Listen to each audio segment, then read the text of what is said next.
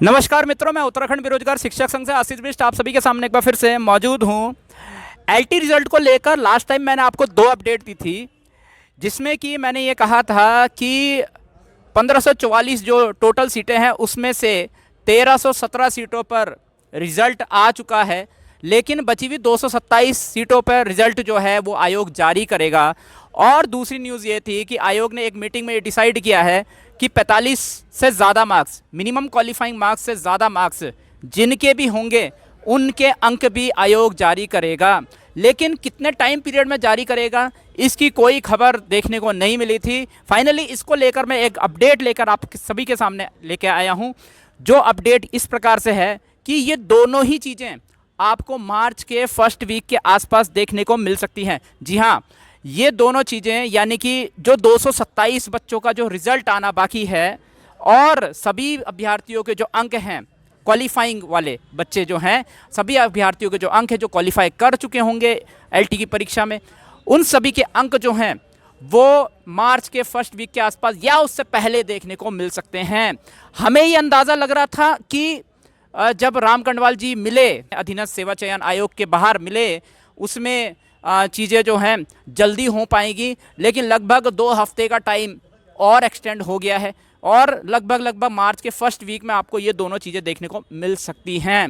अब क्या बच्चे इतना वेट कर पाएंगे? नीचे कमेंट सेक्शन में बताएं कि आप इतना वेट कर पाएंगे या नहीं कर पाएंगे। जहां तक रिवाइज रिजल्ट का सवाल है उसको लेकर कोई खबर नहीं है। शायद से ये हो सकता है कि आयोग जो है वो 1317 बच्चों का जो रिजल्ट है उसको एज इट इज़ रखे, उसमें कोई रिवाइज्ड रिजल्ट ना देखने को मिले, उसमें कोई रिवाइज रिजल्ट देखने को ना मिले और बची हुई 227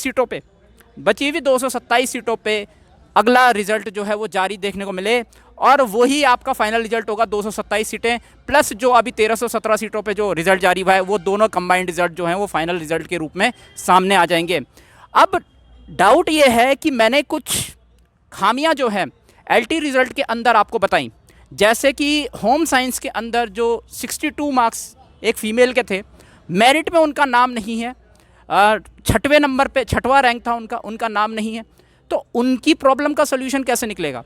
उनकी प्रॉब्लम का सलूशन मुझे निकलता हुआ यहाँ पे दिख नहीं रहा है। अगर वो 227 की ही लिस्ट जारी होती है और साथ में वो सभी बच्चों के अंक जारी होते हैं, जिसमें कि जाहिर सी बात है उनके भी अंक पता चल जाएंगे। उनके लगभग 62 मार्क्स हैं और 62 मार्क्स होने के बावजूद 58.5 का सामान्य शाखा में सिलेक्शन हो गया है, लेकिन 62 वाले का सिलेक्शन नहीं हुआ है।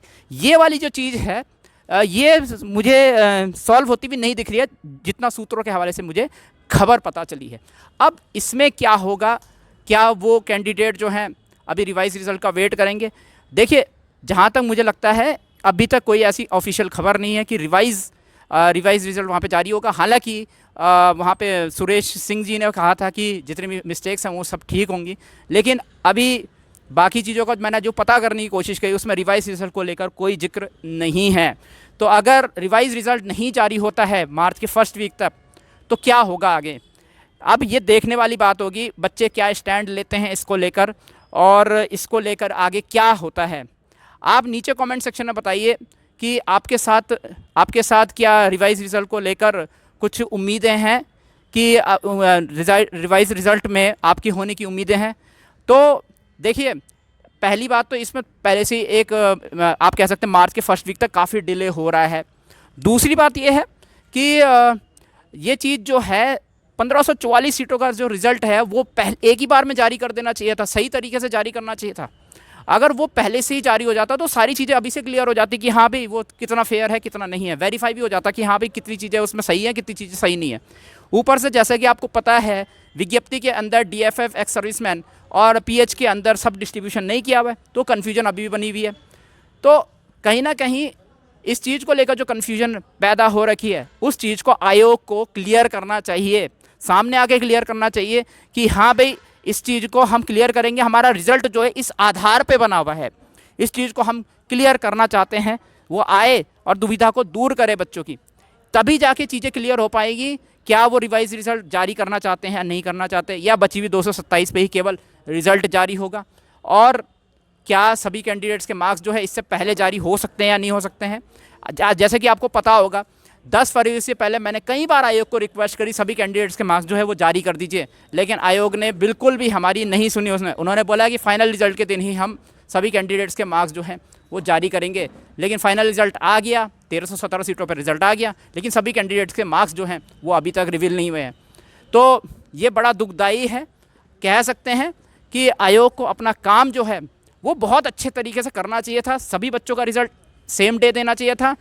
अंक जो हैं सभी बच्चों के वो डीवी के बाद और फाइनल रिजल्ट पहले देने चाहिए थे, तो सारी चीज़ें कन्फ्यूजन जो है वहाँ से क्लियर हो जाती। और जो रोस्टर है, जो टेबल है, वो सही तरीके से दोबारा से जारी करना चाहिए था। आई थिंक वो रिज़ल्ट के अनुसार जो टेबल है वो अगर ट्रांसपेरेंसी के साथ किसी नए पीडीएफ में अगर वो जारी कर देते तो उसमें चेक करने में भी आसानी होती कि हाँ इस आधार पर रिज़ल्ट निकला है। शिक्षा विभाग ने जो टेबल भेजा है उसके आधार पर रिज़ल्ट निकला है। वो शिक्षा विभाग का जो टेबल है वो अभी तक किसी के पास नहीं है आयोग के अलावा, तो हम रिज़ल्ट को भी वेरीफाई नहीं कर सकते कि कितना सही है या कितना क्या है ना। तो वो सारी चीज़ें क्लियर होनी बहुत ज़्यादा ज़रूरी है। तो अभी की न्यूज़ तो यही है फ़िलहाल कि आपके सभी अभ्यर्थियों के जो अंक हैं और साथ साथ जो 227 बच्चों का रिजल्ट है वो मार्च के फर्स्ट वीक या उससे पहले देखने को मिल सकता है। आपकी क्या प्रतिक्रिया नीचे कमेंट सेक्शन में ज़रूर बताएं। मैं उत्तराखंड बेरोजगार शिक्षक संघ से आशीष बिष्ट आप सभी से अनुमति लेता हूँ। जय भारत, जय उत्तराखंड।